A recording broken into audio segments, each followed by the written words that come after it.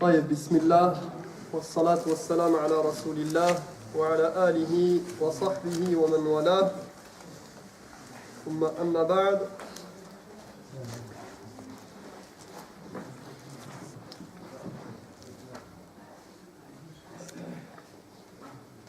أحوال القلوب. La dernière fois, on avait entamé ce chapitre qui concerne les cœurs et les différents états des cœurs. يقول المؤلف لما كان القلب للأعضاء كالملك المتصرف في الجنود التي تصدر كلها عن أمره ويستعملها فيما يحب فكلها تحت عبوديته وقهره وتكتسب منه الاستقامة والزيغ وتتبعه فيما يعقده من العزم أو يحله فهو ملكها وهي المنفذة لما يأمرها به القابلة لما يأتيها من هديه ولا يستقيم لها شيء من أعمالها حتى تصدر عن قصده ونيته وهو المسؤول عنها كلها فكل راع مسؤول عن رعيته لذا كان الاهتمام بتصحيح القلب وتسديده أول ما اعتمد عليه السالكون والنظر في أمراض القلب وعلاجها أهم ما تنسك به الناسكون. Donc je reprends à partir du point, à partir de là où j'avais terminé, et j'ai relu le passage qui avait concerné le dars précédent, le dernier cours. Donc l'auteur nous parle de l'importance du cœur et il dit: puisque les membres du corps sont au cœur, ce que les soldats sont au roi, ils n'agissent que sur son ordre et il en use selon son bon vouloir. Tous sont soumis à lui et sous son contrôle. Leur droiture et leur déviation dépendent de lui. Le cœur est donc le roi et les membres du corps ne font qu'exécuter ses ordres et agir selon ses directives. Aucun acte n'émane des membres si ce n'est par sa volonté et son intention. Il en est le total garant et responsable, car toute personne qui a la charge de quelqu'un est responsable de celle-ci. Pour toutes ces raisons, nous dit-il, la première chose à laquelle s'intéressent ceux qui cheminent vers Dieu, c'est de réformer leur cœur. Donc on avait expliqué cette partie en parlant du fait que, ici dans cette introduction, l'auteur met en avant l'idée que la première chose à laquelle on doit s'intéresser et ce sur quoi le croyant doit se concentrer, c'est la réforme de son cœur. Il doit s'occuper de son cœur. Et pour quelle raison? Il nous dit parce que le cœur, c'est lui qui contrôle tout. C'est le roi. C'est le roi dans son royaume qui gère, qui contrôle et qui dicte ce qui doit être fait, qui dicte les lois, qui dicte et qui donne les directives à ses sujets. Ces sujets sont les membres du corps. Donc le cœur, c'est lui qui dicte les actes et qui dicte ce que les membres vont faire.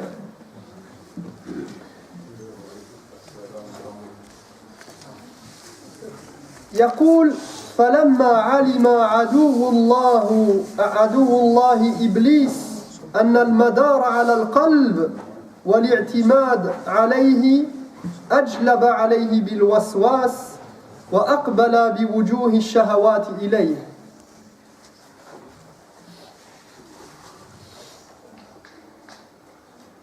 حرب إبليس واضحة لكل واحد أنها حرب على القلب. يوسوس الشيطان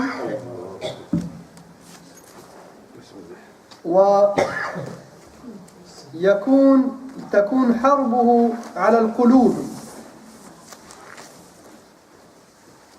قل أعوذ برب الناس ملك الناس إله الناس من شر الوسواس الخناس الذي يوسوس في صدور الناس في القلوب يوسوس في القلوب.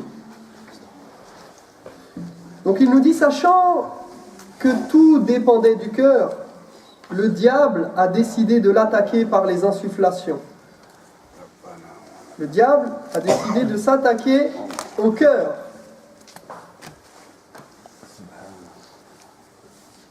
Donc, il insuffle dans les cœurs des pensées malsaines, des idées malsaines et toutes sortes de désirs. Pourquoi? Parce que c'est le cœur qui est porté vers les désirs. Et si le cœur est attiré, إذا كان القلب يميل إلى الشيء فالأعضاء والجوارح سوف تتبع القلب. Donc une fois que le cœur il est touché par quelque chose, ce sont des actes qui vont suivre. Et c'est pourquoi on a ordonné aux musulmans de baisser leur regard, car le regard est une fenêtre vers le cœur. قل للمؤمنين يغضوا من أبصارهم ويحفظوا فروجهم. Dit aux musulmans de baisser leur regard, parce que lorsqu'ils regardent, et bien que ce verset concerne les femmes et l'attirance qu'il peut y avoir entre l'homme et la femme, eh bien c'est une leçon aussi pour tout ce que nous regardons. Quelqu'un qui passe son temps devant la vitrine d'un magasin à regarder, à lorgner sur quelque chose, forcément cela va influer sur sur ses pensées, sur ses projets. Celui qui passe son temps... Pourquoi les publicités? Les publicités, elles sont là pourquoi? Pour toucher notre regard, parce que lorsqu'on regarde quelque chose et qu'on voit une publicité, eh bien, ça laisse une trace, même sans qu'on s'en aperçoive. Celui qui a vu une publicité, quelle qu'elle soit, le moment où il va faire ses courses, eh bien, inconsciemment, il va se tourner vers quoi? Vers ce qu'il a déjà vu. Pourquoi? Parce que l'être humain, il a tendance à aller vers ce qu'il a... Quand vous allez faire les courses, vous achetez tout le temps la même chose, parce que vous avez confiance. Vous n'allez pas acheter aujourd'hui un produit, la semaine prochaine un autre, et la semaine d'après autre chose. Non, déjà parce que vous n'avez pas le temps, et parce que inconsciemment, on a envie de retrouver les mêmes choses. Quelqu'un qui veut manger, eh bien il dit, fais-moi ce qu'on a fait déjà il y a 2 semaines, il y a 3 semaines, j'ai envie de manger, de retrouver ce goût-là, j'ai envie de retrouver la même chose. Et c'est d'ailleurs ce que dans le marketing, c'est ce qu'ils font. Ils font en sorte que la bouteille de soda ou le bonbon, ou peu importe ce que j'achète, il est toujours le même goût. Prenez une sucrerie que vous aimez bien, ouvrez n'importe quel paquet, n'importe où pratiquement dans le monde, vous retrouverez le même goût. Comment on appelle ça, les fast-food, etc. Eh bien, ils jouent sur ce principe, de sorte qu'on retrouve tout le temps le même goût. Et donc, il y a cette idée que lorsque je regarde quelque chose, et que je porte mon regard tout le temps sur quelque chose, eh bien forcément, ça va rentrer dans mon cœur. Et c'est quelque chose que je vais apprendre à aimer, ou à apprécier, ou à vouloir.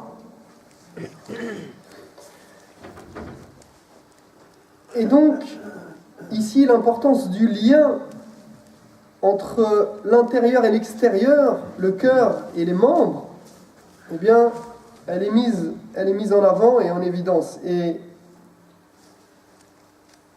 on sait que, logiquement, si on fait des péchés, si tu fais de la médisance, al-riba, ou al-namima, que tu colportes des ragots, ou peu importe, c'est que ton cœur a un problème.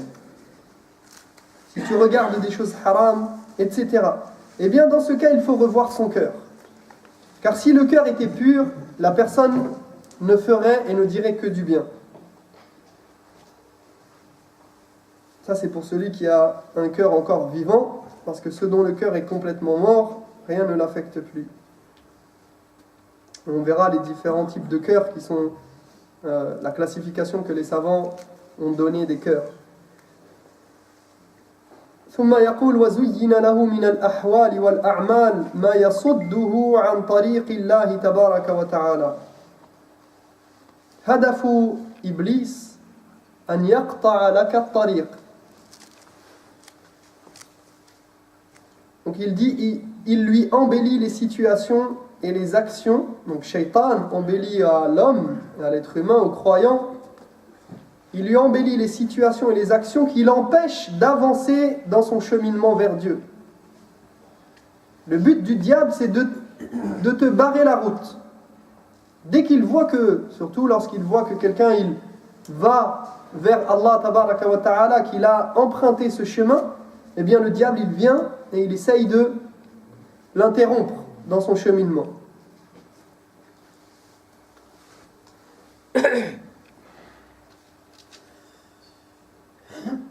وأمده من أسباب الغي ما يقطعه به عن التوفيق ونصب له من المصائد والحبائل ما إن سلم من الوقوع فيها لم يسلم من أن يحصل له بها التعويق.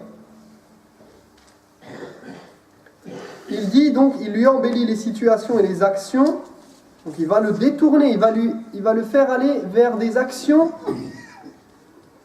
qu'il va tout d'un coup trouver belles, trouver bonnes, pour un intérêt quelconque, peu importe qu'il soit mondain ou autre chose, mais il va essayer de lui faire... Regardez, quand quelqu'un fait un péché, il trouve toujours un moyen de se le justifier, de se trouver des excuses. Il va dire, c'est vrai, c'est un péché, mais quand même, derrière, il y a ceci, il y a cela. C'est pas de ma faute. C'est pas... Non seulement c'est pas de ma faute, mais en plus, j'ai raison de le faire.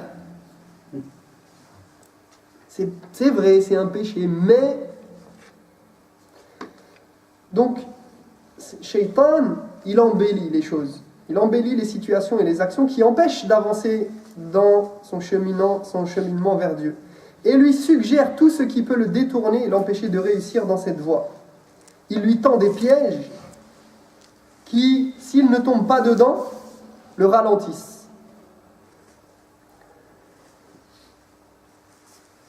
فلا نجاة من مصائده ومكايده إلا بأمور وسوف يذكر 4 أشياء بدوام الاستعانة بالله تعالى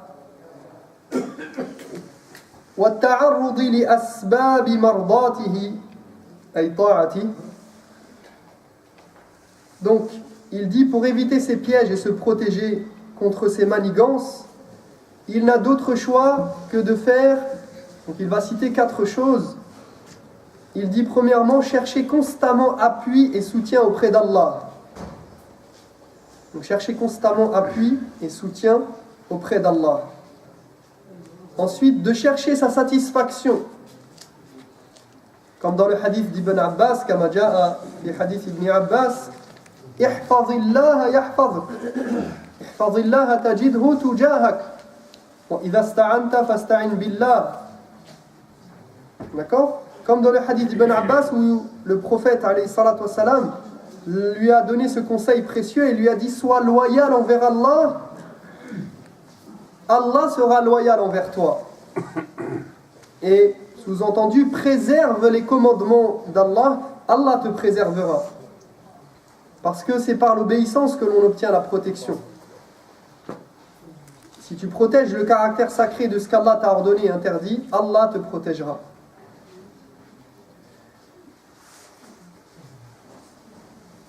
إذن يقول فلا نجاة من مصائده ومكائده إلا بدوام الاستعانة بالله إياك نعبد وإياك نستعين والتعرض لأسباب مرضاته.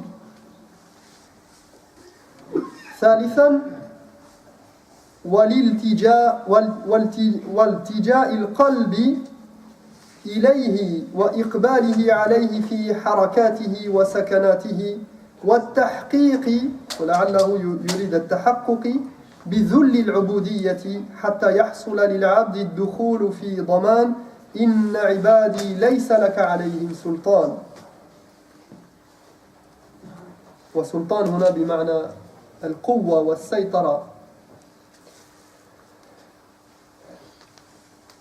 Donc il dit, pour éviter ces pièges, pour éviter les pièges de shaitan, du diable, et se protéger contre ses manigances, il n'a d'autre choix que de faire ces 4 choses.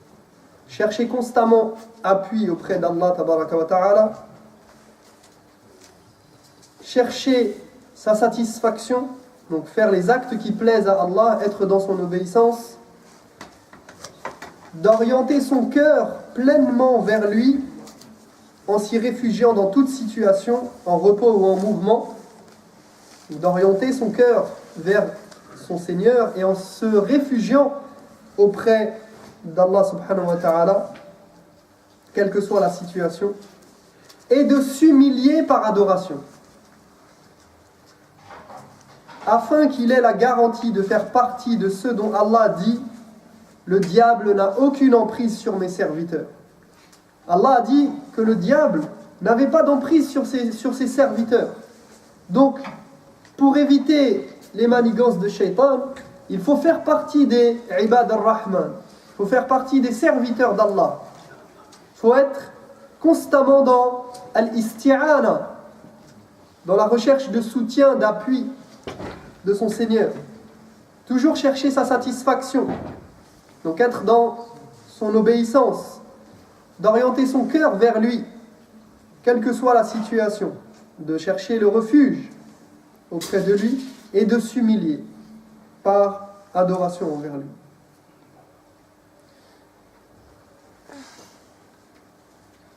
Et d'ailleurs, c'est ce qu'on retrouve, encore une fois, c'est un peu l'idée qu'il y a derrière Surat An-Nas,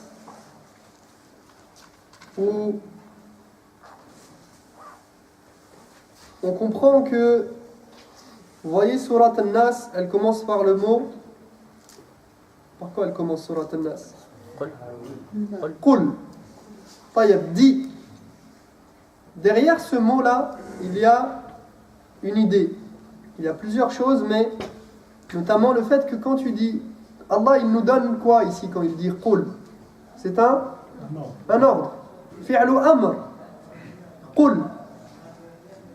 ولذلك الفعل مجزوم قل. D'accord? C'est un ordre, c'est un impératif. Dis, tu dois dire, c'est un ordre.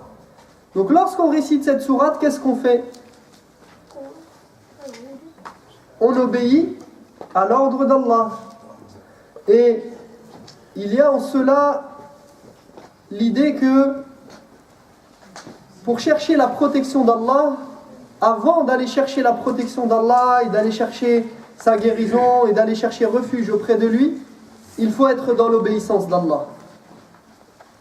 Et c'est d'ailleurs ce qu'on dit, parce que beaucoup de gens qui viennent voir les imams, qui viennent voir ceux qui font ruqya, eh bien il y a beaucoup de gens qui s'orientent vers le raqi, vers celui qui fait l'exorcisme, mais lorsqu'on fouille dans la vie de cette personne-là, la hawla wa la quwwata illa billah, hadith wa la haraj, pas s'il y a une adoration qui est faite, alhamdulillah. Non, la personne elle est éloignée d'Allah subhanahu wa ta'ala dans tous les sens du terme, mais elle vient chercher la guérison et elle cherche refuge. Mais elle n'a même pas commencé l'obéissance à Allah subhanahu wa ta'ala un minimum. Donc, pour avoir la protection d'Allah et bénéficier de son aide et de son soutien, et notamment contre les manigances de shaitan, il faut d'abord rentrer dans l'obéissance. Il faut faire partie des serviteurs. Inna ibadi laysa laka alayhim sultan. Tu n'as, Allah subhanahu wa ta'ala s'adresse à Iblis, à shaitan, et il lui dit, tu n'as aucun pouvoir, tu n'as pas d'emprise sur qui? Sur mes serviteurs. فنكتفي بهذا القدر إن شاء الله. Et on essaiera dans le prochain cours de parler de Aqsam al-Qulub. Donc on va parler des différents types de cœurs.